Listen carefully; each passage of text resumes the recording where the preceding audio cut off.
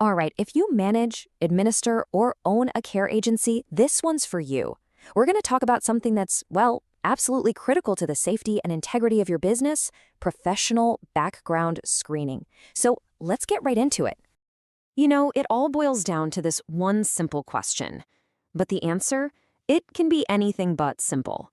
When you bring a new caregiver onto your team, you're not just filling a shift. You're handing over an immense amount of trust and responsibility for your client's well-being. So we have to ask, who are you really hiring? So the very first thing we need to do is kind of reframe how we think about this whole process. This is not just a box to check or some bureaucratic hoop you have to jump through. No, this is about being proactive. It's about strategic protection. Let's be crystal clear on this one. If you see background checks as just more paperwork, that's the first mistake. You've got to think of them as a vital safety protocol. Really, it's one of the first and most essential steps in building a professional, trustworthy organization from the ground up. And this is the key. Before a caregiver even walks through a client's door, that background check is your primary shield. It's your first, and you could argue your most important, line of defense against potential harm, and against those very real negligent hiring lawsuits. So what's it all for? Well, it's about protecting three incredibly important things. First and foremost, your clients. They're often in a vulnerable position and they deserve the absolute highest standard of safety. Second, it protects your agency. We're talking your reputation and your financial stability. And third, it protects your actual license to operate, which, believe me, can be put at risk by one bad hire. Okay, so if that covers the why, let's jump into the what.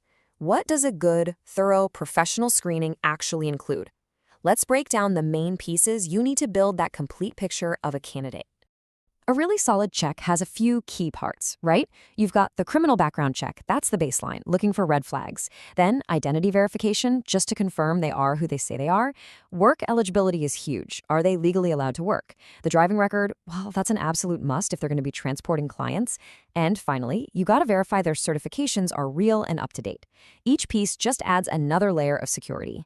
Now, knowing what to check is one half of the battle. Knowing how to do it professionally and legally is what really sets a top-tier agency apart. So think of this next part as your playbook for getting it right every single time.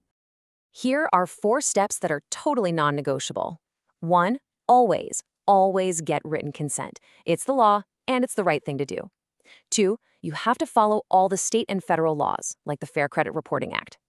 3, be consistent. Apply the exact same level of screening to every applicant for the same role. This protects you from claims of discrimination. And 4, document everything and store it securely. You need that paper trail to prove you did your due diligence. And that brings us to our last and probably our most important point. Everything we've talked about, the why, the what, and the how, it all really boils down to understanding one single critical risk. I want you to really let this sink in. Skipping background checks isn't saving time, it's risking your entire agency. Any shortcut you take here isn't making you more efficient.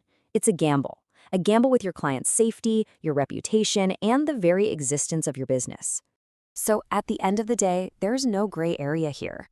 Diligence is what protects you, and negligence is what exposes you. The choice to put a strong, consistent screening process in place is one of the most important decisions you'll ever make for your agency. The stakes just couldn't be any higher.